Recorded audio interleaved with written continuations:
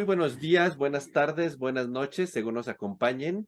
Bienvenido a esta segunda emisión de nuestra segunda temporada de Ingeniería Química en 5. Agradecemos mucho los comentarios que hemos recibido a esta nueva emisión y bueno, pues es para nosotros un gusto no solamente ya empezar a recibir comentarios en forma virtual, sino que también a algunos de nosotros que en forma presencial, algunos de nuestros oyentes nos han visto en nuestras universidades o en nuestros centros de trabajo, pues con mucho gusto recibieron nuestra primera emisión y muchos de ellos ya nos decían que estaban esperando esta segunda temporada. Agradecemos de verdad, es el interés y esto pues nos sigue dando emoción y nos sigue dando gusto para seguir preparando nuevos programas para ustedes. Como todas las emisiones, nos acompaña César, Hola, hola a todos. Juan José, Hola, ¿qué tal a todos? Eduardo Hola, saludos a todos. y Gabriel. Hola, saludos a todos. Bueno, pues en esta emisión hemos preparado algo relevante en la ingeniería química. Por ahí dicen la gente que sabe que si uno no aprende de la historia, pues vuelve a cometer los mismos errores. En este caso, no creo que sea tan aplicable la sentencia, pero sí es muy importante conocer la historia y las personas que han hecho y han permitido el crecimiento de la ingeniería química hasta el nivel que hoy tenemos.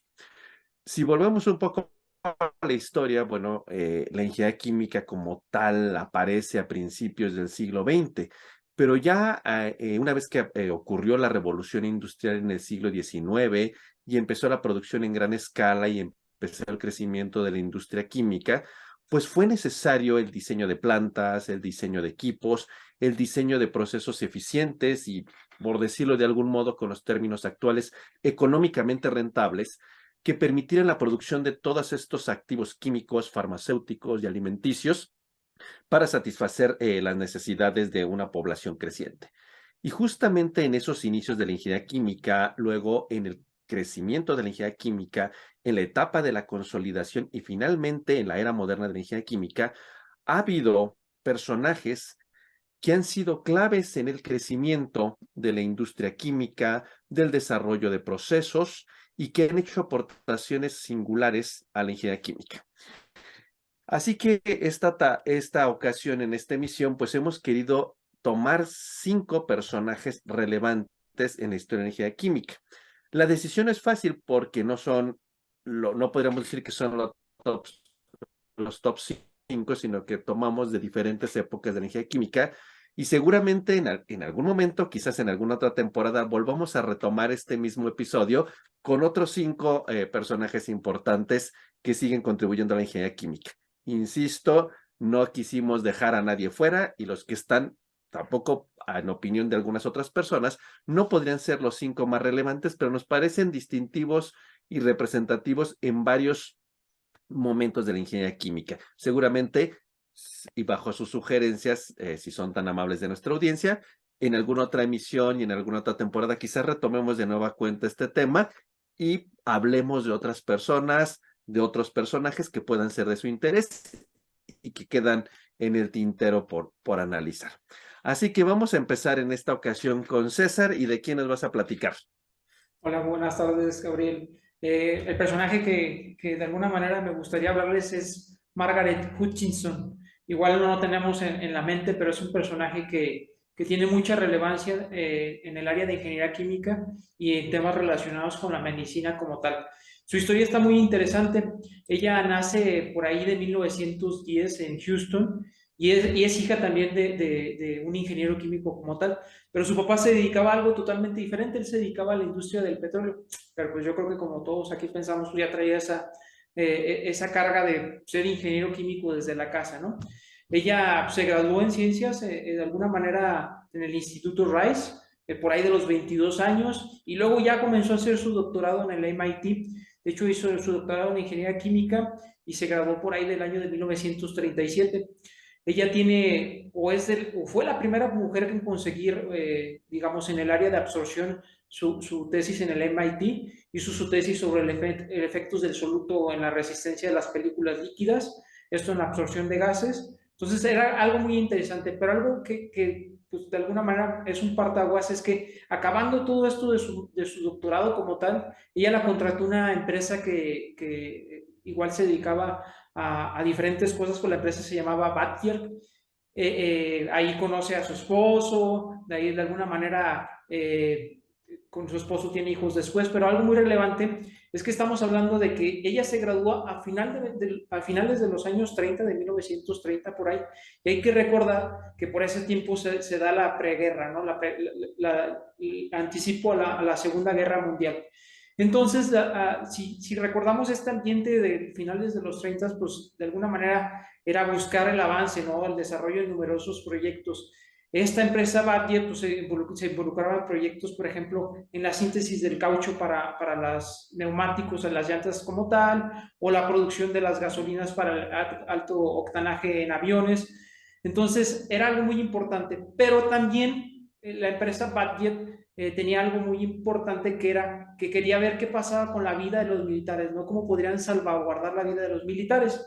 Y de aquí me voy a remontar un poquito antes a un personaje que también es muy conocido, que se llama Alexander Fleming.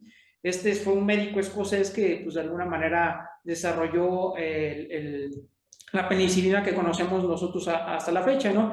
Esto se da porque él en la Primera Guerra Mundial veía mucha mortandad en los que recibían heridas por balas como tal. Entonces él empezó a investigar qué pasaba con toda esta parte de las infecciones por heridas de balas como tal, y con algunos cultivos de estafilococos, de alguna manera vio que se generaba algún hongo que lo estaba contaminando, y ese hongo fue el Penicillium notatum como tal.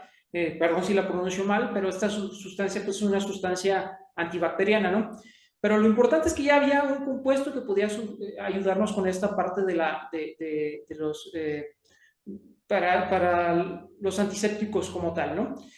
Algo importante es que cómo se producía este producto, esta penicilina como tal, y es que, pues, si nos vamos a esos años antes de la Segunda Guerra Mundial, pues de alguna manera eran de manera muy rudimentaria, ¿no? Se utilizaban unos tipos de recipientes que eran como cuñas de estas urinarias. Recordamos estas paredes que hoy vemos como cultivos verticales, que se ponían varias cuñas así y se ponían varios recipientes que se llenaban hasta la mitad de un cultivo de alguna manera, de un hongo como tal. Este hongo se inoculaba y de alguna manera sobre este crecía de alguna manera un micelo, que era un micelo flotante, que de alguna manera la penicilina estaba segregada por el hongo y se iba acumulando, ¿no? En esta cuña que les digo, ¿no? Entonces, pasados unos días, de alguna manera se filtraba, se separaba el micelio del medio de cultivo y pues de alguna manera se podía procesar, ¿no? Para poner un poquito el contexto. Entonces, imagínense que toda la tarea pues era bastante lenta y laboriosa, ¿no? Y pues imagínense que en esos tiempos también teníamos riesgos de todo se echara a perder como tal, había alta probabilidad de contaminación y que pues todo lo que hacíamos en el medio cultivo pues ya no sirviera como tal. Entonces, si nos hacemos el símil a la fermentación que nosotros hacemos cuando hablamos de los alcoholes, nosotros ponemos levaduras y pues se produce de alguna manera el alcohol o el etanol, pero para eso pues, son condiciones que son anaerobias. En el caso del hongo del penicillium, pues no, se tenía que hacer de alguna manera en otras condiciones con mucha cantidad de aire, ¿no? Aire en abundancia. Entonces, con estas condiciones, pues que es difícil, laborioso, que podíamos dejar de producirlo, se producía a muy pequeña escala, pues entonces había que hallar la manera de producirlo a altas producciones como tal, valga la redundancia ahí, ¿no? Entonces, con el conocimiento que ella tenía de transferencia de masa, de absorción y todo esto, y con las empresas que trabajaba Badger, que se unió con un consorcio de farmacéuticas como tal, por ejemplo, empresas como la Pfizer, de alguna manera farmacéuticas muy grandes, pues empezaron a ver cómo podían hacerle para producir más penicilina. Entonces, de algún modo, ella se vinculó con la industria farmacéutica y empezaron a apostar por la producción de la penicilina en tanques con tanques de aireación como tal, ¿no? De alguna manera ya se tenía algo de experiencia por la parte de Pfizer, por ejemplo, con un hongo de alguna manera que se llama Aspergillus, que se utiliza para la producción del ácido cítrico y el ácido glucónico. Entonces, con toda esta experiencia, decidieron, oye, ¿por qué no montamos una fábrica en el que podamos utilizar estos tanques de aireación para poder producir a manera o de mayor escala la penicilina como tal. Pero como sabemos, pues no es algo tan trivial, ¿no? Se requería de experiencia para, de alguna manera, establecer los parámetros que permitieran una correcta transferencia del oxígeno, del aire como tal, y la persona justamente que lo hizo fue Margaret Hutchinson. Entonces, si pensamos en eso, tenemos que ver que fue una persona que contribuyó no nada más en temas de ingeniería química, sino en temas de medicina a nivel internacional como tal, porque si nos remontamos, estamos hablando de finales de los 30 a principios de 1940, pero hay que recordar, por ejemplo, que el 6 de junio de 1944, si nos vamos a la parte histórica, ocurrió el desembarco a Normandía, ¿no? Pues imagínense que con este proceso que crearon, con la ayuda de Margaret Hutchinson, de las empresas farmacéuticas que estaban por detrás, como por ejemplo, ya que mencioné la Pfizer, pues entonces todas las personas que resultaron lesionadas, la penicilina, más del 90% de la penicilina que se utilizó en este desembarque en Normandía, pues fue venían por parte de la compañía Pfizer con esta nueva metodología por la cual apostaron con los tanques de aireación. Entonces, con todo este reconocimiento, ya para terminar un poquito con este personaje, por ahí alrededor de 1945, Margaret Hutchinson fue la primera mujer que, pues, de alguna manera fue reconocida en el Instituto Americano de Ingenieros Químicos, que por sus siglas en inglés, pues todos muchos lo conocemos como el AICHE, ¿no?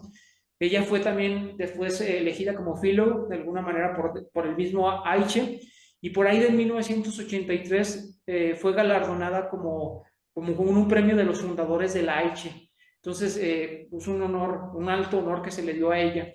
Y por ahí hace no mucho, en el 2017, ella se le estableció un premio a su nombre que se llama tal cual Margaret Hutchinson para las ingenierías químicas por parte del AICHE como tal. Y lamentablemente, pues ella fallece a los 89 años en el año 2000, pero es un personaje con mucha relevancia, ¿no? Porque ya vimos que sí existía la penicilina, pero no se podría producir de una manera, de alguna manera, a altas escalas, ¿no? Y ella fue de las que, yo creo que fue de los principales personajes, no ella sola, pero de los principales personajes que ayudó a esta alta escalabilidad de la penicilina y pues salvó muchísimas vidas, ¿no? No nada más en la Segunda Guerra Mundial, sino posteriormente. Oye, eso está muy interesante. Yo no ni siquiera sabía, me quedé así como la verdad. Pero oye, pero digo, voy a entrar tal vez a un tema que no viene al caso, pero pues es alguien importante en la historia de entre la ingeniería química y el escalamiento farmacéutico.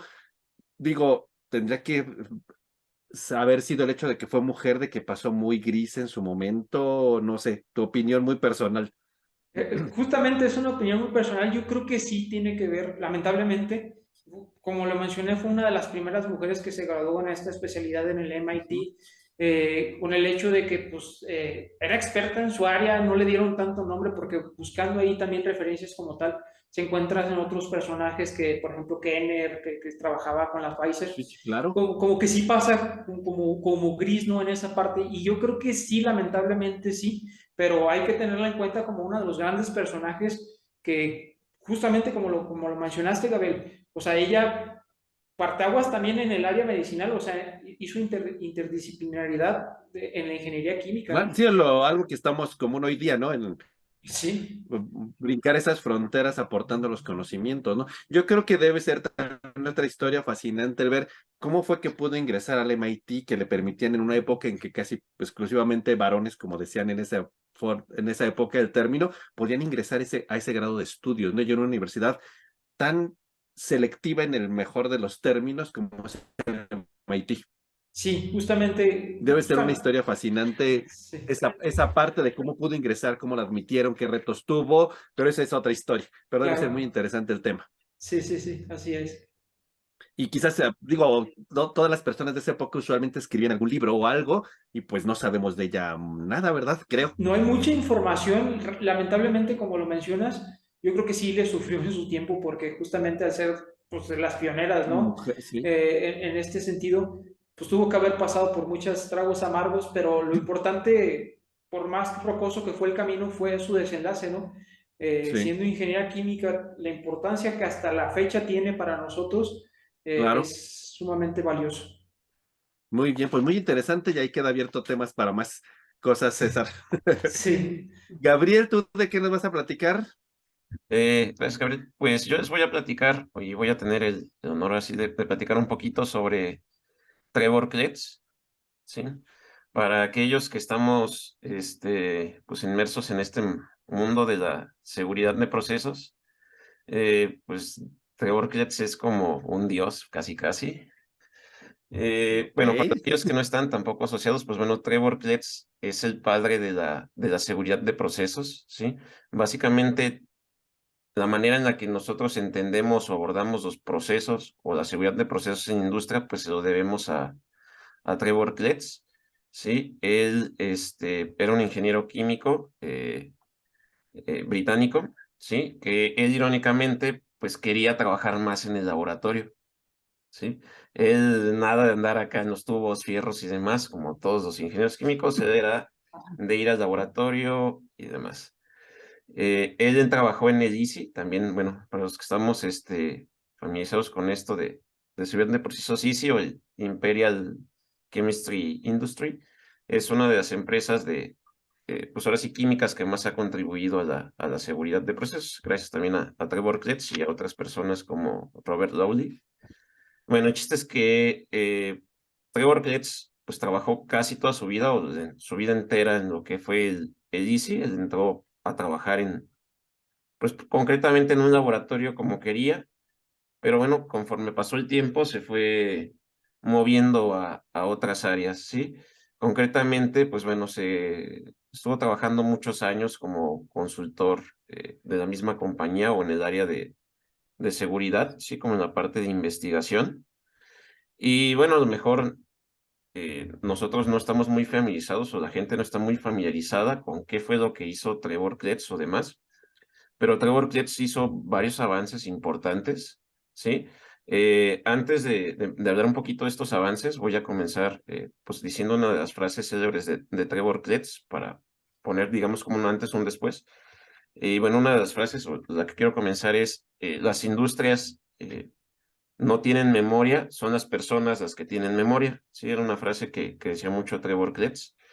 ¿Y por qué lo dice? Bueno, ¿qué era lo que ocurría con la industria de procesos cuando Trevor Kletz llegó? Pues normalmente las operaciones o la seguridad del proceso o la manera en la que se operaba el proceso, pues dependía mucho de la experiencia de los trabajadores. ¿Sí?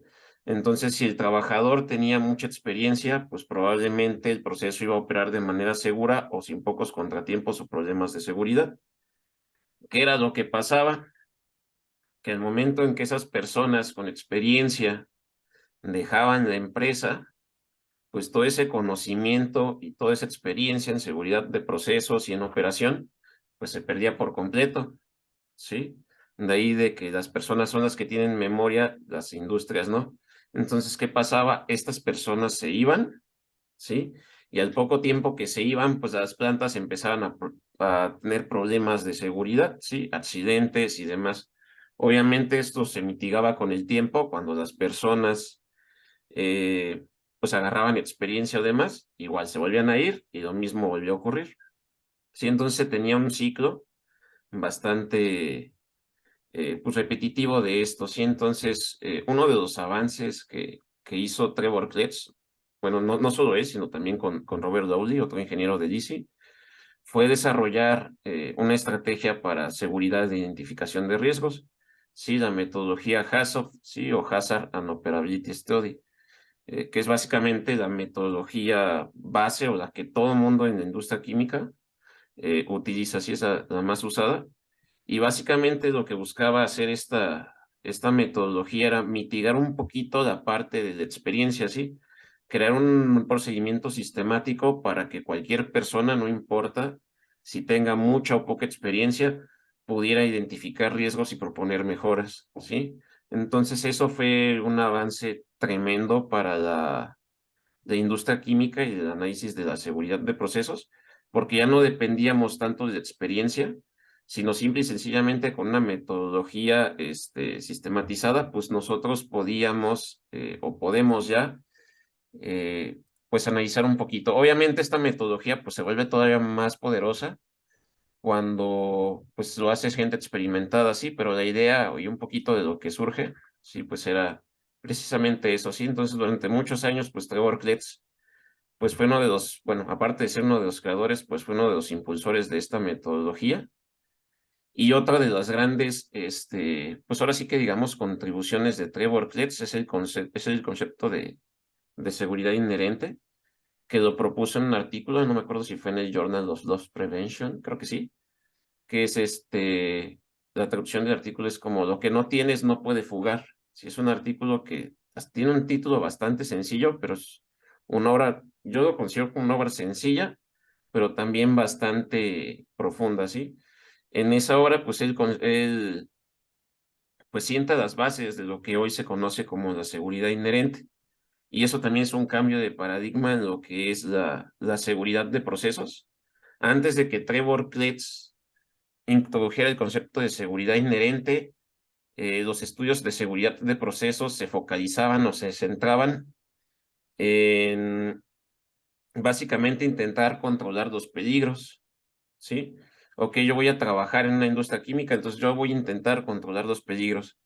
Pero básicamente lo que propone Trevor Kletz en esta obra es no intentes controlar los peligros, mejor intenta evitarlos, ¿sí? ¿Y cómo puedes evitar los peligros?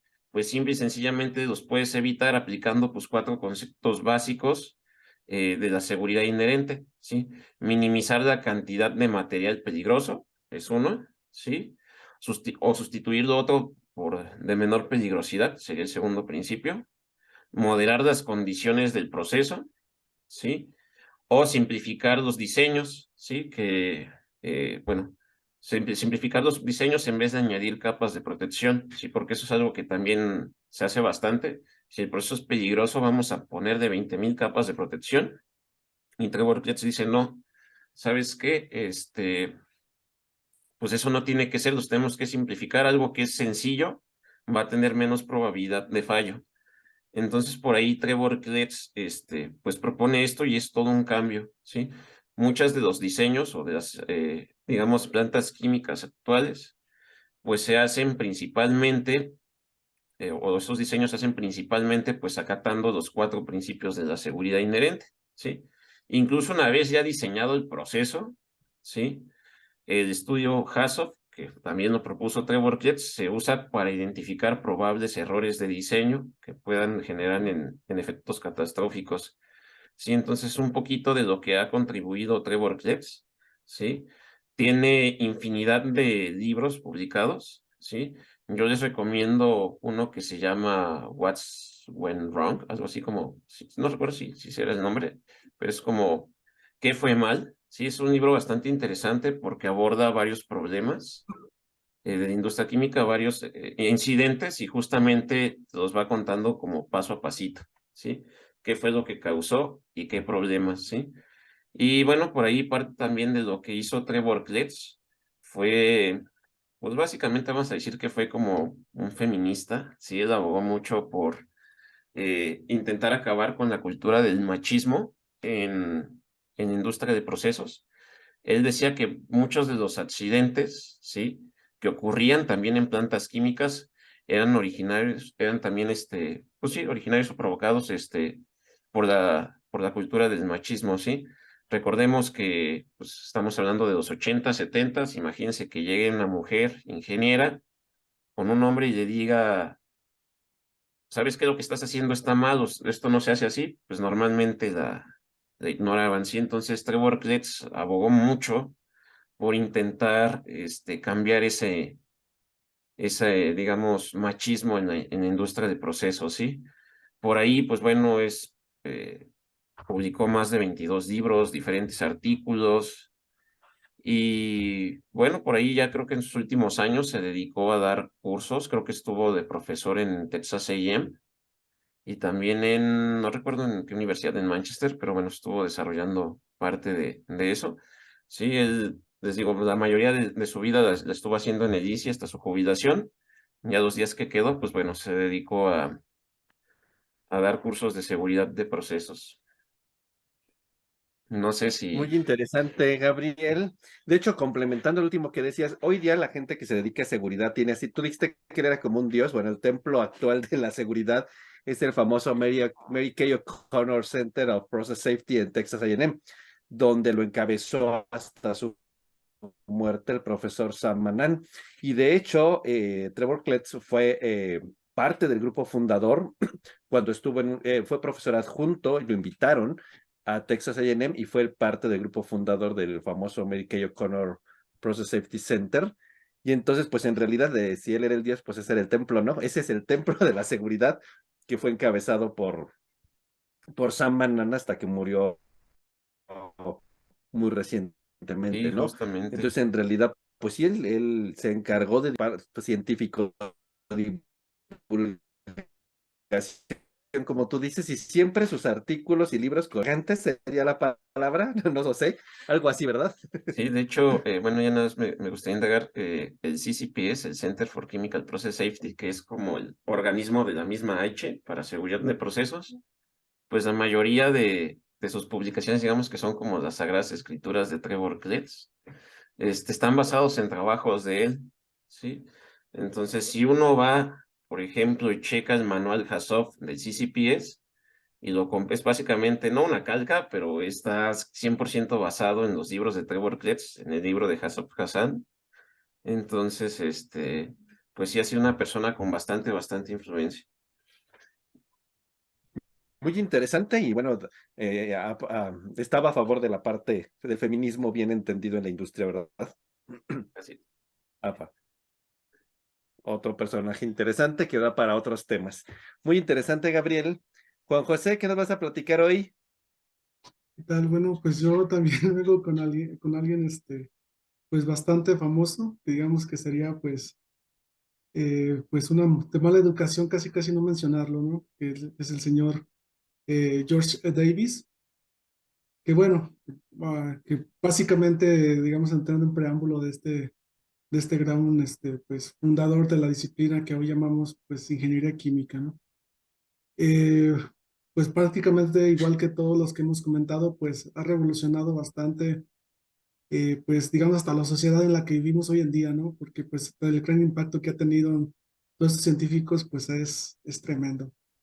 Entonces, yo les voy a platicar del señor Davis, que pues prácticamente pues comienza, digamos, su inquietud precisamente por el estudio de la química. En aquel tiempo, digamos, no se conocía pues la rama como tal de ingeniería química como hoy la conocemos, sino simplemente existía la química.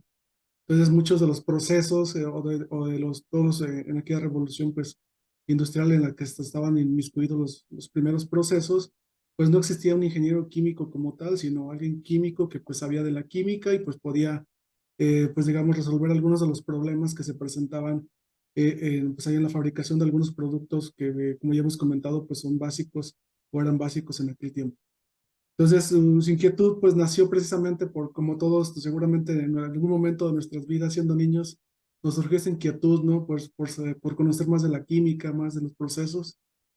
Él prácticamente pues no tenía un acercamiento como de química, como mencionaron algunos de los otros, de los otros autores que acabamos de comentar, sino que su padre era pues vendían libros o encuadernaban los libros prácticamente y pues era, digamos, esta gusto por la química nos dio, pues, como naturalmente, ¿no? Como esa epifanía que en algún momento nos llega, que es, ay, caray, yo quiero estudiar química, ¿no? Entonces, o ingeniería química, ¿no? O algo relacionado con esto. Entonces, ese es el sentimiento que muchos, pues, seguramente compartimos de esto, ¿no? De la química. Entonces, pues, prácticamente él empezó precisamente a estudiar esta química y de ahí empezó pues ya digamos en su momento de aplicar como pues ya lo estudiado, empecé a observar que precisamente pues muchos de los procesos químicos pues pues tenían diferentes deficiencias, ¿no? No son ahora tan bonitos como los vemos, tan ordenados, tan simplificados, pues sí, tan armónicamente con todo el proceso, ¿no? Sino en aquel entonces pues eran, aquí pues muévele y ahí está, ¿no? Entonces él comenzó pues en una industria pues de lejía, precisamente estudiando, y de ahí pues de los años de experiencia en este tipo de industria, pues empezó a adquirir conocimiento y empezó pues a conocer más de los productos químicos, ¿no? Esto le brindó un amplio conocimiento acerca de la química y de los procedimientos químicos que llevaban estos procesos.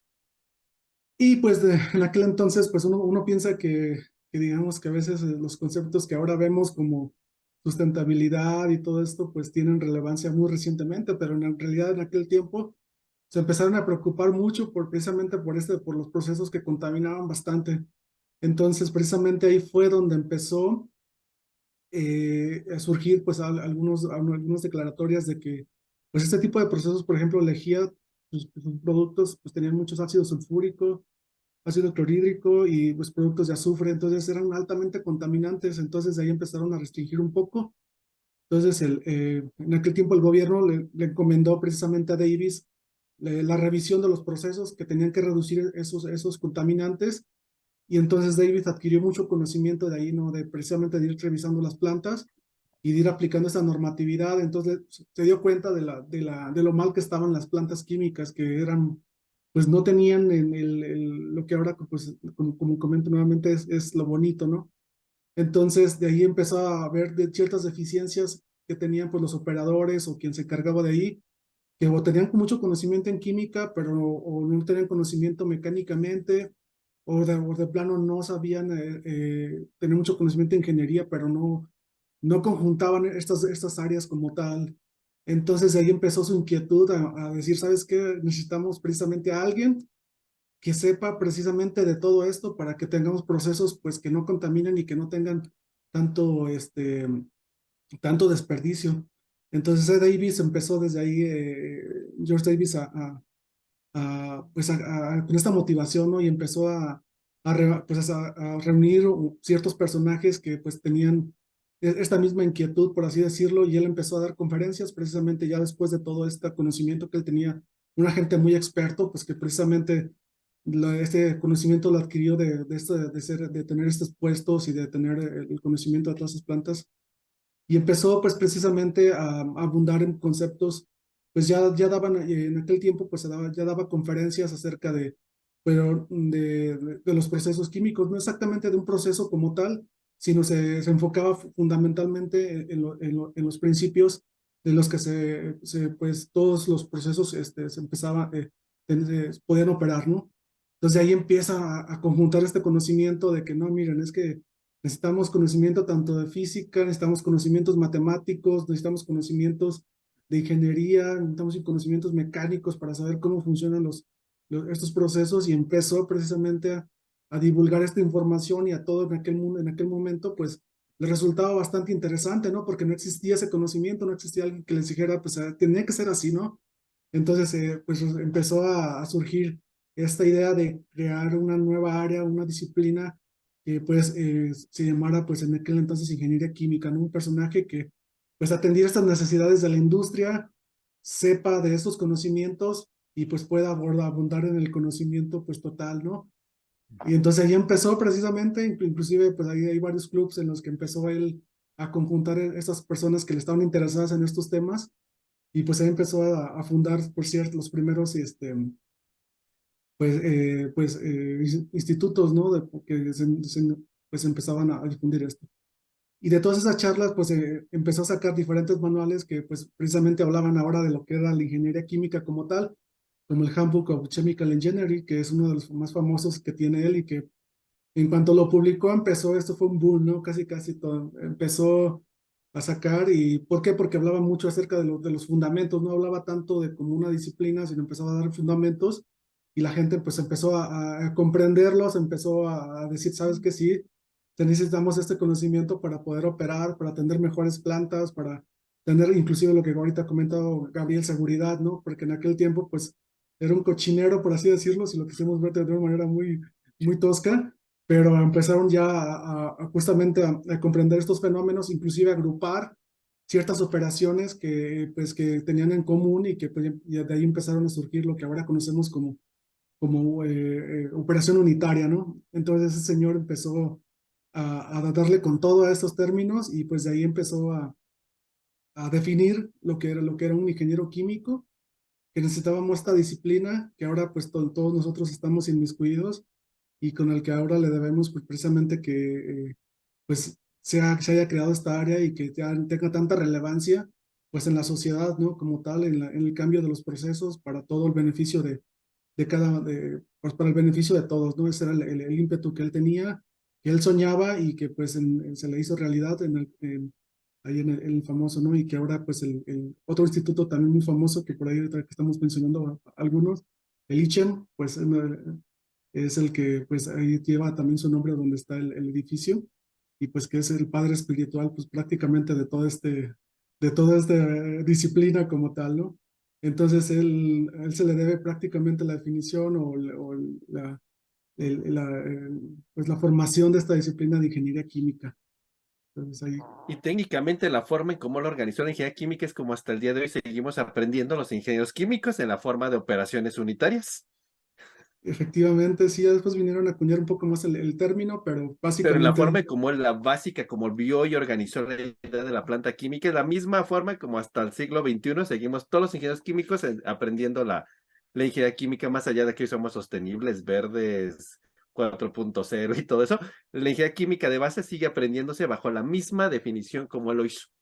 Que sí, más adelante le dieron el nombre de operaciones unitarias, pero es la misma idea y entonces pues yo creo que su aportación es relevantísima porque no podemos entender la ingeniería química si no es bajo esa forma de modelo como él lo estableció. Muy interesante, y a veces nosotros que somos ingenieros químicos ni siquiera le damos el homenaje que se merece, ¿verdad? Ni siquiera sí, sabemos bien. Yo creo que los estudiantes de los primeros años de ingeniería química ni siquiera saben quién es, ¿no? Y ni los de muchos años después tampoco lo podemos saber, pero lo que sí nos queda claro es que seguimos aprendiendo ingeniería química bajo el modelo que él instauró hasta ya más o menos adentrado el siglo XXI como vamos. Muy interesante, Juan José. Lalo, ¿tú de quién nos vas a platicar? Hola, hola. Yo les voy a platicar de Fritz Haber. Fritz Haber, muchos de ustedes seguramente lo han de ubicar por la persona que desarrolló por primera vez el amoníaco. Y la historia de Fritz Haber es como rara, o sea, yo podría decir que es digna de un capítulo de La Rosa de Guadalupe. Fritz, Fritz Haber literalmente no murió como héroe, sino vivió lo suficiente para ser un villano. ¿Por qué? Bueno, digo, si yo les platico que Fritz Haber pues, fue el que de alguna otra manera fue pionero en el desarrollo del amoníaco, pues todos van a decir, no, pues ¿cómo crees? Como que un villano, ¿no? O sea, ¿de qué estás hablando? Pues bueno, sí, o sea, él pasó de ser literalmente un héroe a ser un villano. ¿Cómo fue por qué es relevante Fritz Haber? Digamos que hacia finales de los años 1800 pues digo, la población de alguna otra manera fue creciendo, pero hubo cierta limitante en el crecimiento de la población por falta de insumos agrícolas. ¿Y por qué hubo falta de insumos agrícolas? Pues porque, bueno, no había lo que tan desarrollado lo que hoy conocemos como fertilizantes. Digamos que la fuente natural que se utilizaba como fertilizante era el guano, ahora sí que la poposilla de las aves. De hecho, hubo por ahí conflictos políticos y demás por islas que estuvieran, pues no sé cuál sea la palabra, pero inundadas de guano, o sea, que creciera el guano así a todo lo que daba, ¿no? O sea, era algo realmente que por lo que se peleaba los países. Entonces, de alguna otra manera, pues había un cierto déficit de nitrógeno, y pues si no había nitrógeno, pues no había plantas, y si no había plantas, pues no había frutos, y si no había frutos, pues no comíamos, ¿no? Entonces, hubo mucha gente que se interesó en el desarrollo de esta parte de alguna fuente de nitrógeno más allá de lo que propiamente la naturaleza nos da en los truenos o en algunas bacterias que pudieran fijar nitrógeno, que evidentemente pues no es así como que puedas convocar a un trueno, ¿no? Para que te genere aquí el nitrógeno y que después precipite con agua. Salvo que seas Thor. Salvo que seas Thor, pues, o Harry sí. Potter, no lo sé. Pero bueno, o sea, digamos que en ese momento había esa carencia, ¿no? Había esa carencia de nitrógeno y el que llegó y dijo, ¿sabes qué? Pues vamos a hacer esto fue Fritz Haber.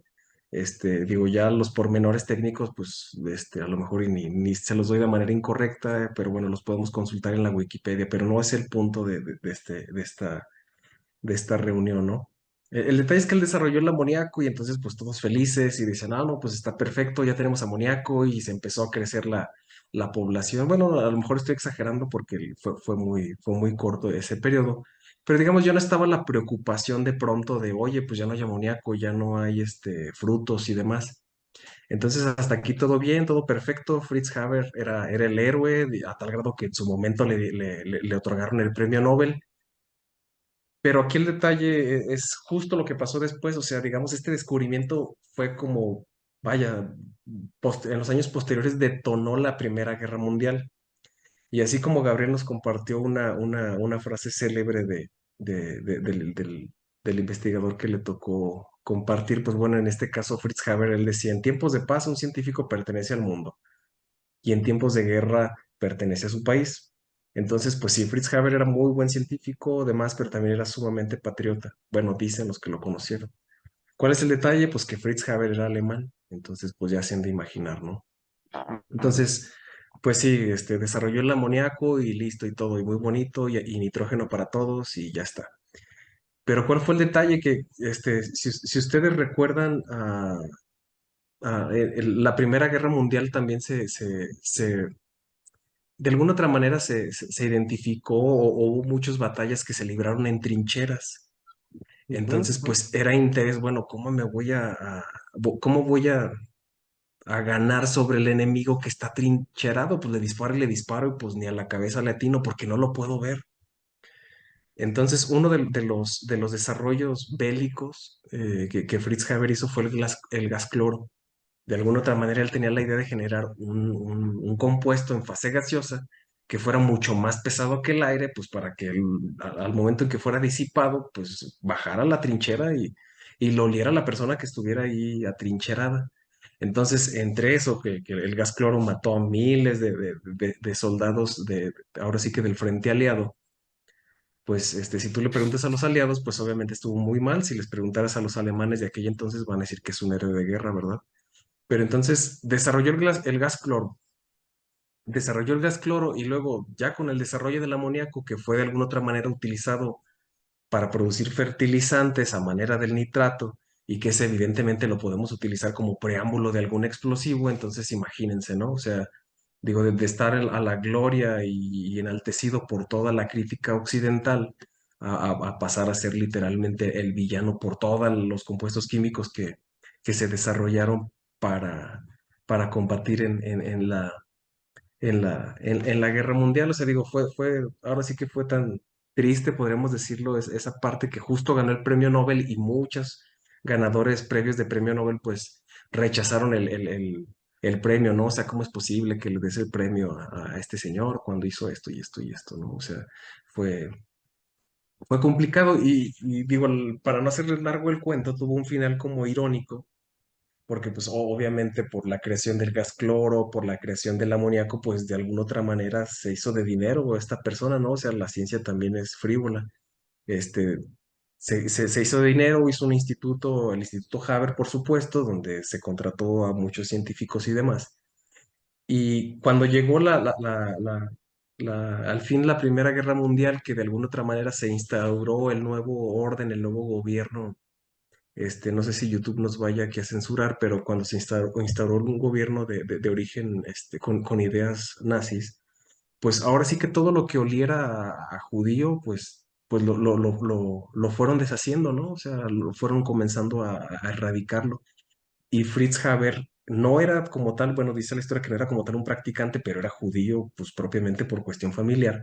Evidentemente, pues lo quitaron a un lado, pero de los últimos inventos o de los últimos desarrollos que hizo Fritz Haber, o el Instituto Fritz Haber como tal, fue un insecticida que en su momento se llamaba Ciclón, que era muy apestoso. ¿Por qué era muy apestoso? Porque olía a cianuro.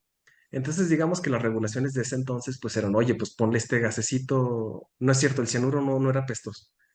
Ponle este componente justo para hacerlo apestoso, para que no fuera peligroso. Entonces el gobierno en turno dijo, no, pues me le quitas ese compuesto para hacerlo apestosito y lo dejamos así como que tenga cianuro, pero pues que nadie sepa que tenga cianuro.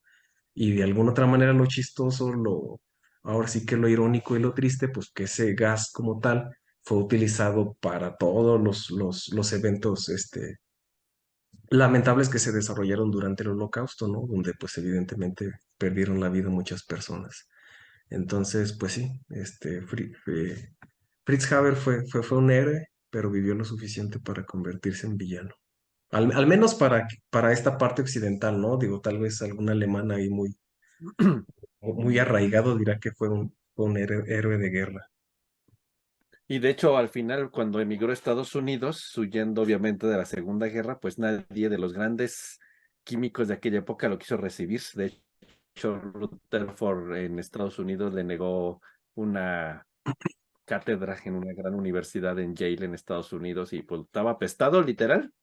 Pues sí, pues imagínate, si los científicos hicieron eso, pues hasta, más bien dicho, si su esposa de alguna otra manera lo rechazó y que muchos le achacan la muerte de la esposa de Fritz Haber por haber desarrollado el gas cloro y haber matado a miles, o sea, dicen se suicidó por tu culpa, pues no me sorprende pues lo que platicas. Pero así Entonces, pues es, bueno, pero sí es como de la Rosa de Guadalupe. hombre, Sí, literalmente.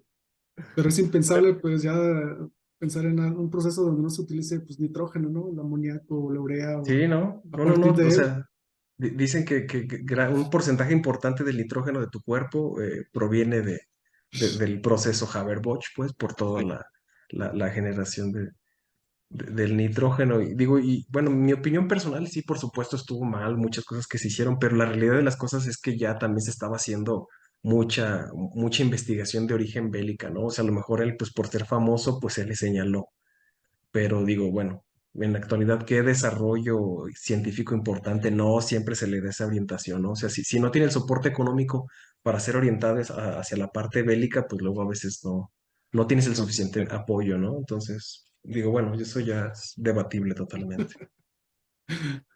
bueno, pues muy interesante, ¿verdad? También los científicos pueden acabar villanos y en una situación rara al final de sus días después de tantísimas aportaciones, ¿no? Que Sí, hacen a la ciencia. Bueno, yo les voy a platicar de otro personaje muy interesante para cerrar nuestro episodio de hoy.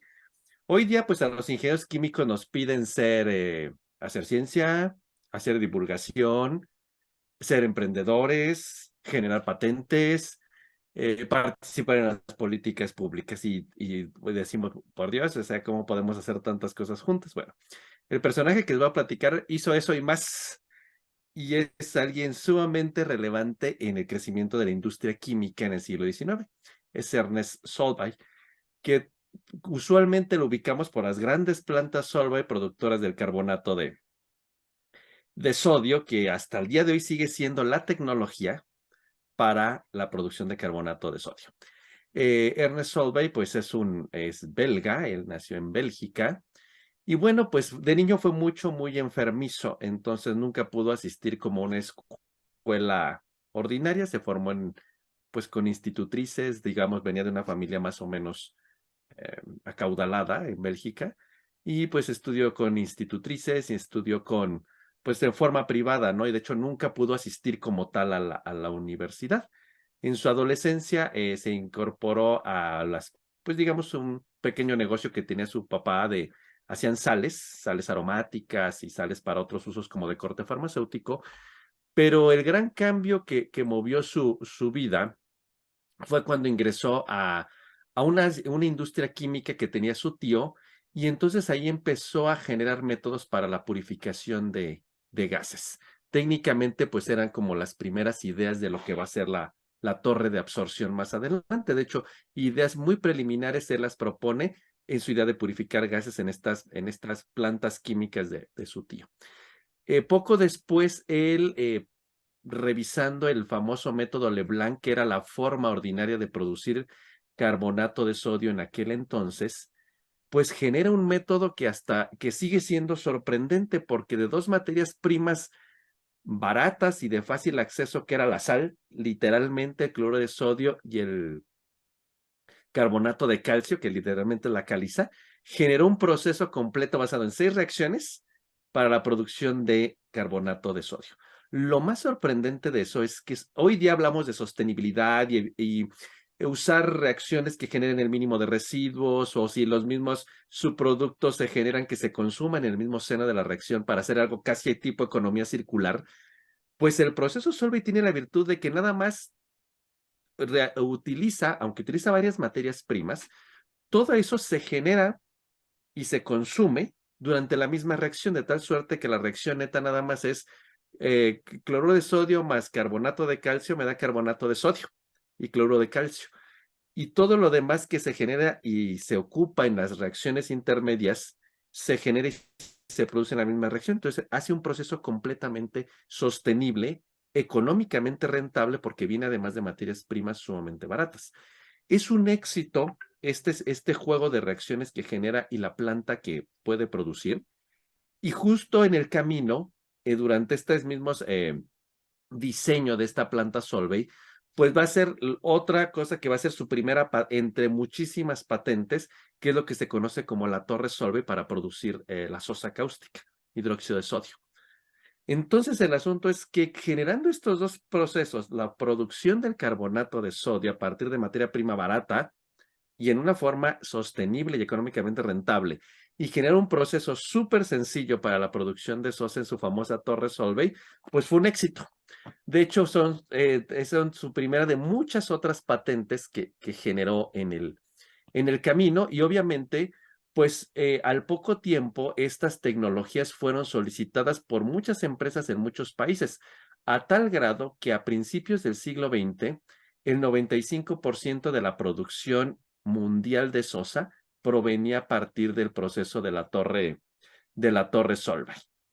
Entonces, en ese sentido, fue muy interesante cómo él pudo aportar a esa parte de la tecnología, generando patentes, generando procesos y generando una serie de, digamos, de tecnologías novedosas, baratas, sostenibles para la producción de nuevos productos que eran requeridos a nivel mundial.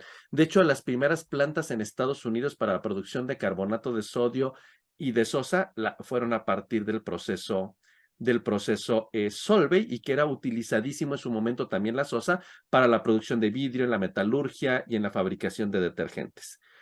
¿Qué ocurrió con esto en forma obvia? Pues se hizo de una inmensa riqueza. Y entonces, pues ahora se empezó a dedicar a hacer obras filantrópicas y a hacer bastantes cuestiones muy interesantes. Por ejemplo, fundó varios institutos internacionales de investigación en cuestiones tan raras como fisiología, sociología en la Universidad de Bruselas, institutos de física y química en Europa. Y de hecho, una de sus grandes aportaciones, que ahorita comentaré más adelante, fue que él fue el patrocinador de los famosos congresos Solvay. ¿Qué son los congresos Solvay? Siguen existiendo hasta el día de hoy, se hacen cada 3 años, y en su momento los primeros 6 congresos Solvay, primeros 8, perdón, fueron relevantísimos porque estaban dedicados a los avances en química y física. De hecho, el 7º Congreso Solvay siempre es recordado, tal vez ustedes han visto una foto donde están retratados así, sentados en blanco y negro, donde está Marie Curie, está Bohr, está de Broglie, está Einstein, y todos los grandes pues físicos y químicos de la época. De hecho, en esa foto del 7º Congreso Solvay, que fue en 1923 en Bruselas, de los 23 participantes, 18 habían sido premios Nobel. Todos son reconocidos. En esa foto está Bohr, en esa foto está Marie Curie, en esa foto está de Broglie, Planck, está, ¿quién más? Bueno, ahorita no recuerdo, pero en realidad todos fueron grandes científicos, y Solvay fue el promotor de esas conferencias para hacer para ver las novedades y las tendencias de los avances en la química y la física. Entonces, él patrocinó técnicamente con toda su riqueza todos estos congresos, fundó institutos, pues les digo, desde áreas tan diversas como sociología y fisiología, química, física, en muchas partes de Europa y en Estados Unidos. Pero también fue bien interesante porque también fue precursor en el área social y laboral. Dado que en aquella época no existía la protección laboral en las empresas, y sus empresas eran pues de trabajo peligroso, la industria de la sosa, la industria del carbonato de sodio, lo que se trabajaba, pues él empezó a que se generaran leyes regulatorias para dar horas de trabajo apropiadas, para que hubiera un sistema de salud, para dar salarios y compensaciones cuando trabajaban en áreas muy complejas o de mucho riesgo y de mucho peligro. Entonces también se le considera en el área de de labor social, en el área de trabajo, pues como uno de los primeros impulsores de estas condiciones apropiadas para que pudieran desarrollarse sus trabajadores, cuidándolos, dándoles pues beneficios sociales con compensaciones económicas y también beneficios de salud.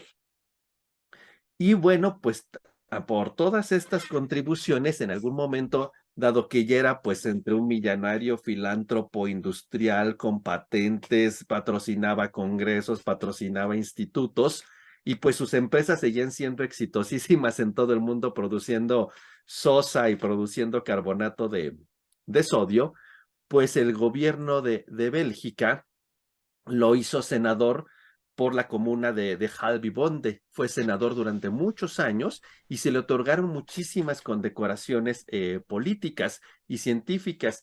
Fue miembro honorario de la Academia Prusiana de las Ciencias, fue caballero de la Legión de Honor del Rey Leopoldo de Bélgica, se le otorgó el grado de oficial de la Orden del Rey Leopoldo de Bélgica, se le otorgó la medalla Leibniz, que en aquel entonces era la máxima distinción que se le podía hacer a un químico por parte de la Real Sociedad Británica Química. Y bueno, pues llegó a ser inclusive ministro de lo que equivalente sería como el ministro de Ciencia de Bélgica durante la época del rey Leopoldo de Bélgica, que fue a principios del siglo XX. Murió pues con todos los honores como científico, como químico, como político, como empresario, como filántropo, y pues sus funerales fueron casi un funeral de estado en Bélgica cuando murió. Quizás a diferencia del caso de Lalo, él murió con todas las pompa y circunstancia en todos los órdenes, ¿no? Como científico, como químico, como empresario, como emprendedor de negocios importantísimos, como patrocinador y mecenas de las ciencias y como un político muy brillante y muy hábil en Bélgica, durante una época que la industria pues todavía era como casi de esclavitud, vamos a decirlo de esta manera. Ya logró muchísimas reformas, y pues lo más importante, a pesar de todo lo que aportó y de todas las distinciones, premios y condecoraciones que recibió, es que hasta el día de hoy sus patentes siguen siendo válidas, siguen siendo utilizadas, y las empresas Solvay pues son un emporio multimillonario en todo el mundo, y es la tecnología con la cual hacemos la sosa y el carbonato de sodio. Quizás es el sueño de todos nosotros llegar un día a eso.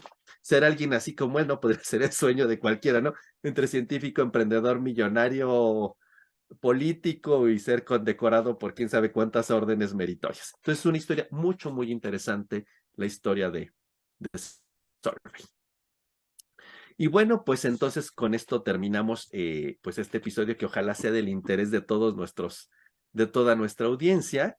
Y pues como se dan cuenta de estas historias, podemos aprender muchas cosas interesantes, cómo la mujer ha sido importante en el desarrollo de energía química, cómo hay veces que las aportaciones en la química pueden ser valiosas, pero un ligero giro en la historia puede hacerlos de héroes a villanos. Y hay otros casos que pueden empezar con una niñez compleja como Solvay y llegar a ser, pues hoy diríamos, un personaje de éxito en todos los órdenes, como lo podemos entender de muchos multimillonarios, tal vez como Bill Gates, exitosos en sus empresas, filántropos y muchísimas cosas, ¿no? Entonces, pero un pequeño giro en la historia puede ser decisivo en las aportaciones que hacemos y hacia dónde dirigimos nuestros destinos y nuestros rumbos en la vida. Pues bueno, con esto terminamos nuestra emisión del día de hoy. Y pues bueno, como siempre es nuestra tradición, terminaremos con nuestras palabras clave. Juan José. Ingeniero químico. Muy bien. Lalo. Dualidad del conocimiento. César. Escalabilidad. Gabriel. Seguridad inherente. Y la mía es sostenibilidad. Pues muchísimas gracias a nuestra audiencia. Saben que esperamos sus likes, esperamos sus comentarios, y pues esperamos pronto tener una nueva emisión para ustedes. Y mientras tanto nos despedimos, dejamos este programa a su consideración y esperamos que sea de su gusto. Muy buenas tardes, nos vemos y hasta la próxima. Adiós. Hasta luego. Pero Saludos.